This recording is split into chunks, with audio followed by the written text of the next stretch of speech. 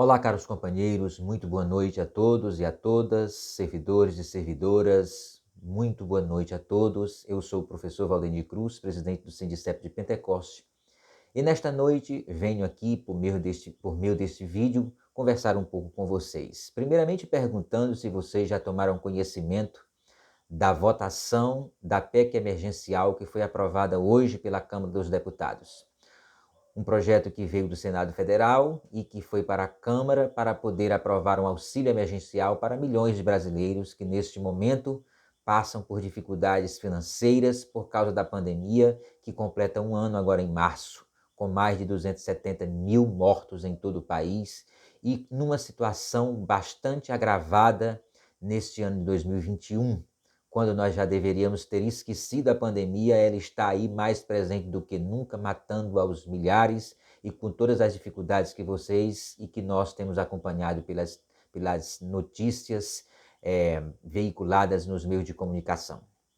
Por outro lado, nós, enquanto servidores públicos, e aqui é o meu interesse nesse vídeo, precisamos tomar conhecimento do que está sendo proposto pelo governo federal, levado enquanto leis e apresentadas à Câmara, o Senado, para que possam aprovar essas leis e que muitas dessas leis têm como objetivo atacar os serviços públicos e atacar a nós enquanto servidores públicos.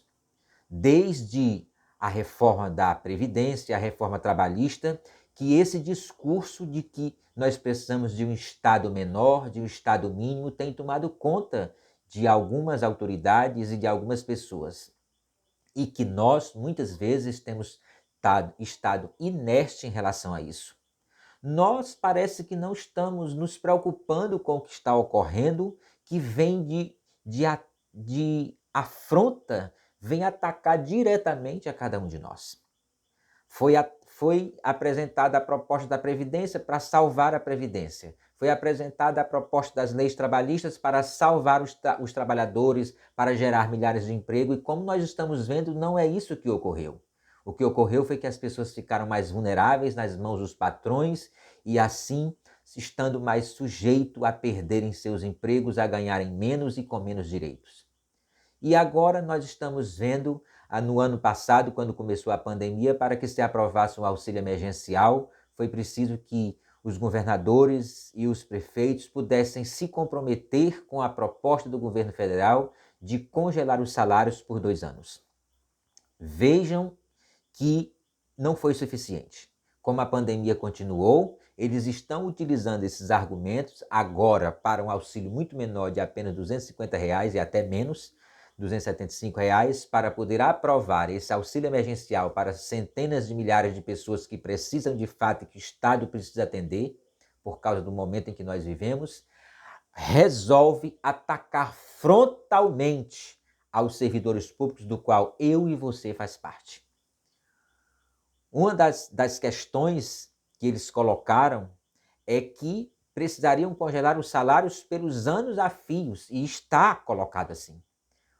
Congelamento de salários. Outra coisa, impedimento de qualquer forma de progressões de carreira e etc. Nesse sentido, o presidente queria condicionar esses auxílios emergenciais à condição de nos travar, de nos prejudicar, de destruir os nossos direitos a duras penas conquistadas no decorrer do ano. E aí eu pergunto a cada servidor e a cada servidora que faz parte do nosso Sindicep, do nosso grupo de WhatsApp e que vai acompanhar aqui no Facebook. Isso tem nos incomodado? Isso tem nos indignado? Isso tem afrontado a cada um de nós ou tanto faz? Porque a gente vê que a gente se preocupa muito com outras coisas. A gente comenta sobre a briga do vizinho, sobre briga de galo, briga de gato, propaga vídeos e mensagens e não sei o quê. E a gente, quando chega na hora de nos portarmos enquanto servidores públicos, no que diz respeito à nossa realidade, nós não reagimos. Nós ficamos simplesmente deitados com a boca escancarada cheia de dente, como diz a música do Raul Seixas, esperando a morte chegar. Só pode. Gente, esse fato de nós nos indignarmos, pelo menos digitalmente, pelas mídias sociais, claro, mantendo todo o respeito e a ética para que a gente também não pague um preço mediante o que a gente diz, mas nos indignarmos para que a gente rejeite, para que a gente repudie atitudes dos nossos governantes, deputados, senadores, prefeitos, vereadores, quando atacam o que há de mais sagrado, que é a nossa dignidade, o seu salário, o seu trabalho, é a sua dignidade. Se o teu trabalho não te permite você ter um pouco de dignidade, você está sendo destruído, você está deixando de viver os seus sonhos. E muitas vezes nós, enquanto trabalhadores, parece que tanto faz. Aí a gente vem cobrar quem? O Sindicep. Cadê o teu salário que não aumentou? Como se o sindicato fosse responsável para aumentar o salário da gente. Como se o presidente do sindicato fosse o prefeito do município. Como se o presidente do sindicato fosse o vereador que aprova leis. Não, gente. O presidente do sindicato é alguém que foi escolhido pela categoria para, no momento do embate, para no momento das lutas, nós estarmos lá presentes e fazermos a diferença, lutar pelos nossos direitos. Mas nós temos que enfrentar o poder que está no governo. É o poder do governo. É os governos que nós temos que enfrentar. Você não tem que jogar pedra no sindicato.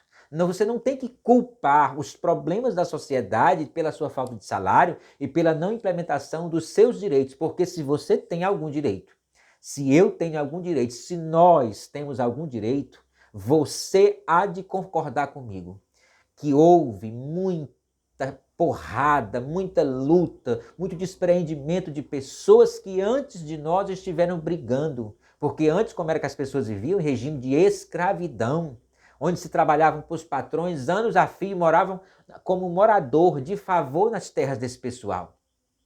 Quando se trabalhava avulso de 6 às 6 da tarde para ter direito só aquela migalha, sem ter direito a mais nada, tanto faz você estar doente, como estar saudável, como se você morresse, não tinha direito para ninguém. Isso foi conseguido a duras penas, lá nos anos 1930, ainda com Getúlio Vargas, que era considerado um ditador, mas era um estadista, e ali conseguiu aprovar essas leis que ainda hoje nós estamos tendo, a duras penas, sendo segurada quase que por um milagre, que é o direito a salário mínimo, que é direito a férias, que é direito a 13º, que é direito a FGTS, que é direito a essas questões do trabalhador quando você perde o emprego, seguro-desemprego, tudo isso está ameaçado. Tudo isso está sob ameaça. A aposentadoria é uma outra garantia que quer fazer com que a gente se aposente com 60 anos, 70 anos, que é para já ter morrido e não usufruir. Ou se aposentar, vive 2 ou 3 ou 4 anos e morre. Este é o que nós estamos vivendo agora. Então nós, enquanto trabalhador, temos muito que nos preocupar com a nossa própria realidade. Porque a prefeitura se preocupa com as questões dela, se há problema na prefeitura, se a justiça está investigando, pois que investigue. Nós não temos que ficar aqui no papel de ser defensor de prefeito, de vereador, nós temos que defender a nossa casa, a nossa categoria, os nossos direitos, porque eles estão brigando pelos deles. O prefeito e os prefeitos têm o quê? Tem a chamada APRES, tem a associação de prefeitos para se unirem de alguma forma em torno das causas deles e ao mesmo tempo se colocando muitas vezes contra os seus eleitores, contra a sociedade que ele representa ali, o povo que ele representa na sua cidade, quando criam projetos que marginalizam a cada um de nós, quando criam projetos que nos deixam de fora do progresso, quando criam leis que retiram direito do trabalhador. Então é essa a nossa preocupação enquanto trabalhador, e às vezes eu fico me perguntando, meu Deus, por que nós enquanto trabalhadores não reagimos a essas pauladas que recebemos? Ou a gente não compreende, ou a gente está conformado, ou se eles até tirar o nosso salário pela metade também está tudo bem e ninguém reage. Gente, a gente precisa se indignar, porque talvez seja preciso em algum momento desse, passando a pandemia, porque por enquanto a gente não pode se mobilizar nas ruas, etc., por causa da transmissão do vírus, mas nós precisamos nos indignar, porque talvez daqui a pouco seja preciso que o sindicato esteja convocando os seus filiados e os servidores para a luta para a paralisação, para a mobilização, para estar na frente da prefeitura, encher a prefeitura de gente, encher a Câmara de Vereadores, estar nas ruas com carro de som, estar no Ministério Público, estar ali defendendo o que nos garante o pão de cada dia, que é os nossos direitos, que é a luta para manter o mínimo de dignidade, que em muitos municípios os prefeitos já estão encaminhando leis para prejudicar ainda mais os servidores. Se o servidor tem algum tipo de vantagem salarial, eles estão mandando lei para que corte, para que tire 3 ou 4 anos sem reajuste, como já tem alguns municípios, e no nosso esse ano já começou. Então é preciso que nós estejamos acordados, porque do contrário eles descem o pau nas nossas costas. Eles vão nos arrebentar, chicotear, voltar quase que um regime de escravidão. E como o serviço público vai ficando desvalorizado, o servidor público vai ficando desvalorizado, também os serviços públicos. Porque quem é o servidor que ganha 3 ou 4 salários mínimos, que vê o seu salário reduzindo, que não vai procurar uma outra coisa para fazer, abandona o serviço público? Quem é que vai ficar no serviço público para ganhar uma miséria? Vai estudar tantos anos para fazer um concurso, quando o concurso já não vai mais lhe dar a garantia da efetivação, você não vai mais ter a segurança de ser um servidor efetivo, porque poderá ser demitido mediante as circunstâncias que o município vir a passar. Tudo isso são preocupações nossas enquanto servidores. Por isso eu coloquei nos grupos hoje para que nós possamos estudar, analisar os castigos que estão previstos para nós. Tem outra lei que está vindo a galope para a Câmara, que é a PEC 32/2020, que trata da reforma administrativa, que é onde eles gostariam que fosse descontado 25% do serviço público, do servidor público, que os servidores concursados não tenham mais direito à efetivação definitiva, que hajam vários mecanismos para que os prefeitos, os governadores e a União possam demitir esse servidor, mesmo que ele tenha passado por um processo de estágio probatório. Você já imaginou uma coisa dessa?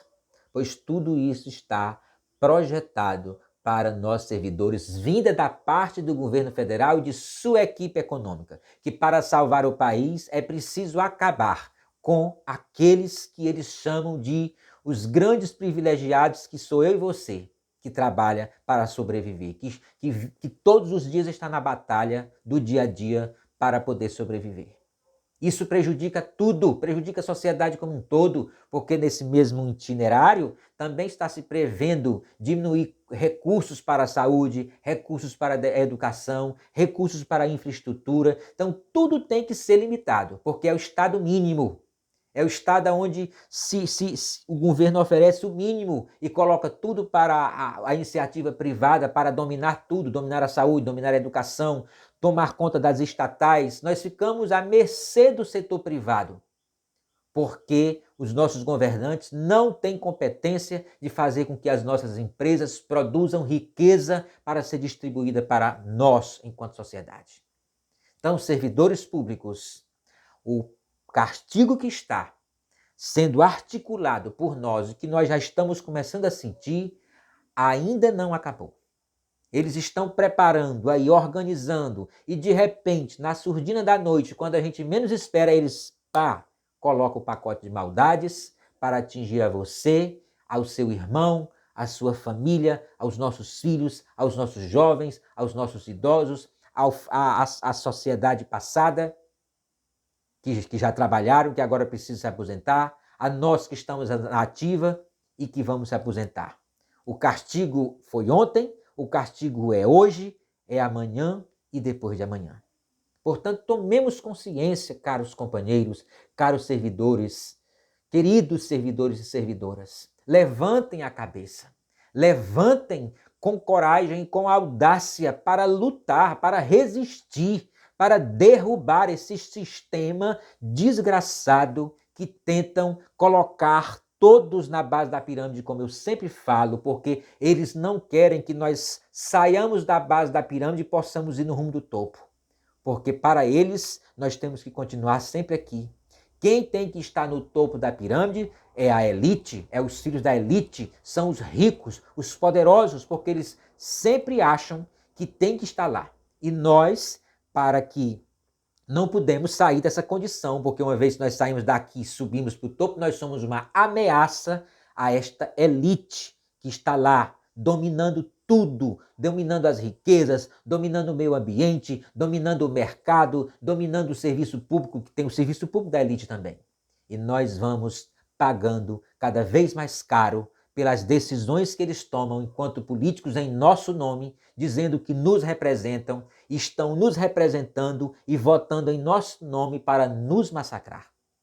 Nós somos a parte mais fraca, mas só somos a parte mais fraca porque nós não tomamos consciência e não reagimos de acordo com o poder e a capacidade de luta que nós temos. Então, é aquela história. Chegou num dia, numa noite, entrou no nosso quintal, arrancou uma flor, ninguém disse nada. Matou o nosso cachorro, ninguém disse nada. Entrou na nossa casa, arrancou a nossa língua e a gente não pôde mais falar nada. Talvez seja isso que talvez vá acontecer. Talvez seja isso que esteja eles prevendo, arrancar a nossa língua, arrancar a nossa capacidade de luta e depois eles nos matam e tomam o nosso lugar. Boa noite a todos, fiquemos com essa reflexão nessa sexta-feira.